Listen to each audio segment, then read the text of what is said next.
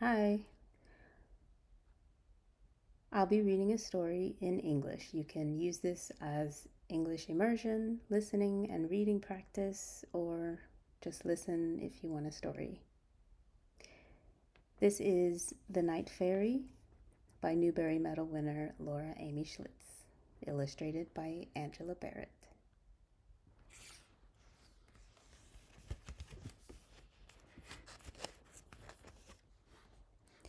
Flory, Chapter 1, Flory. Flory was a night fairy. She was born a little before midnight when the moon was full. For the rest of her life, and fairies can live for hundreds of years, that hour, a little before midnight, would be the time when her magic was strongest. Flory was at home in the dark. Like all night fairies, she cast a silver shadow, which helped her to hide in the moonlight.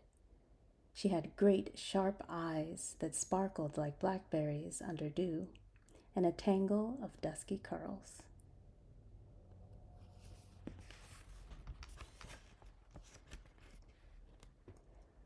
Her wings had thin feathers at the tips. These were her sensing feathers. If there was a mouse nearby, Flory felt its body heat through her feathers. If it was about to rain, her feathers felt the water in the air. Flory was proud of her wings.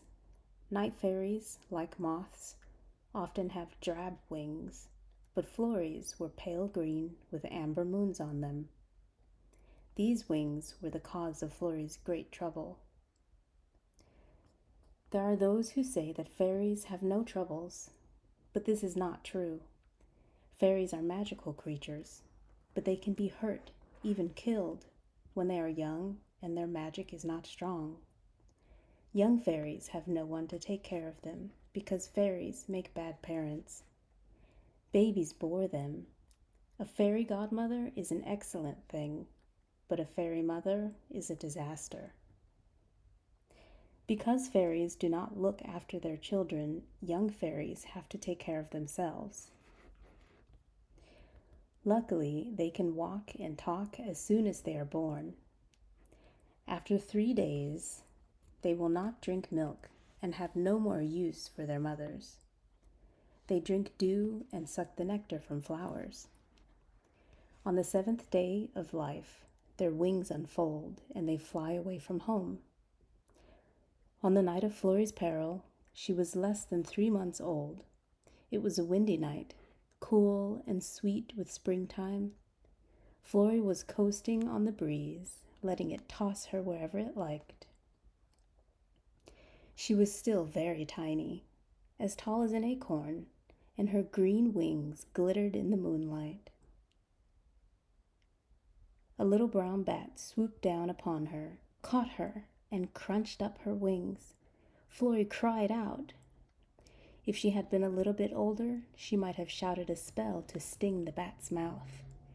If she had been 100 years old, she could have cast a spell to make her wings grow back in an instant. But the cry that came from her was no spell at all, only a sound of pain and loss. The little bat, realizing his mistake, opened his mouth and spat. He stammered, "So sorry!" But Flory did not hear. There was blood on her wings, and she was falling through the night, spinning like a maple seed. She landed on the branch of a cherry tree. She grabbed hold of a clump of white blossoms and clung to them, shaking. Never before had she known pain. For the first time in her life, her eyes filled with tears, but she did not cry. She knew she must think what to do next.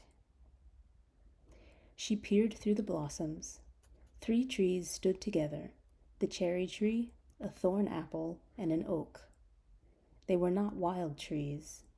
Flory had been born in the woods, and she knew at once that a giant had planted them, a stupid giant who had not given them room to grow. She had fallen into a giant's garden. Flory turned, gazing all around. The garden was surrounded by a high wooden fence. At one end was a fish pond with a fountain, and a brick patio with an iron table and 2 chairs. Beyond the patio stood a huge house made of bricks.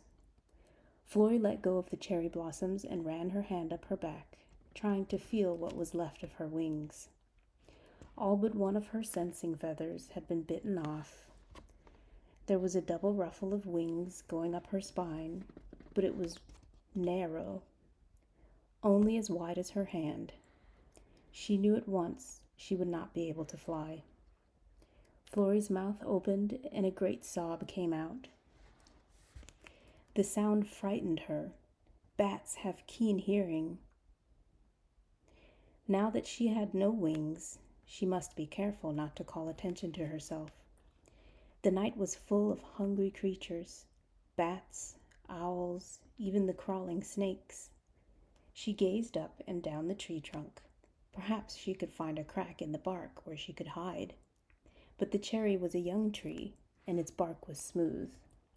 The nearby oak was riddled with holes, but they were big hollows that might be homes for bats. At the thought of bats, her blood ran cold. All at once, her eyes fixed on a strange shape. Dangling from the limb of a cherry tree was a little box made of wood. One side had a peg sticking out and a door hole the size of a small dandelion. Florrie did not know giants well enough to know that they sometimes made houses for birds and hung them in the trees. Florrie stared at the box, head cocked. She sensed that it was empty. It would make a good hiding place. Not too small, but not too big. No bat would be able to fit its wings through the door. A twig grew close to the little box.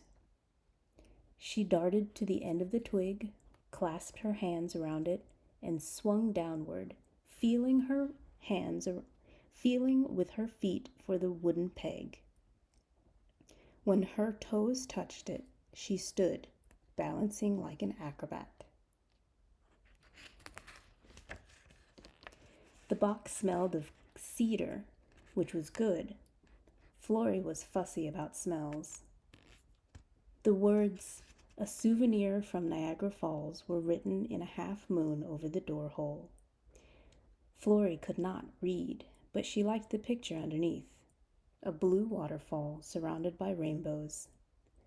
She climbed up, perching on the edge of the door hole. Then she hopped down. Inside, it was pitch dark, but Florrie's eyes were made for the night, and she had no trouble seeing. The floor was littered with twigs, left over from a time when the house held wrens.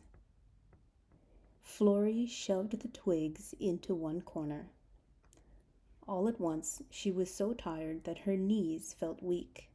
She knelt down and curled up on her side.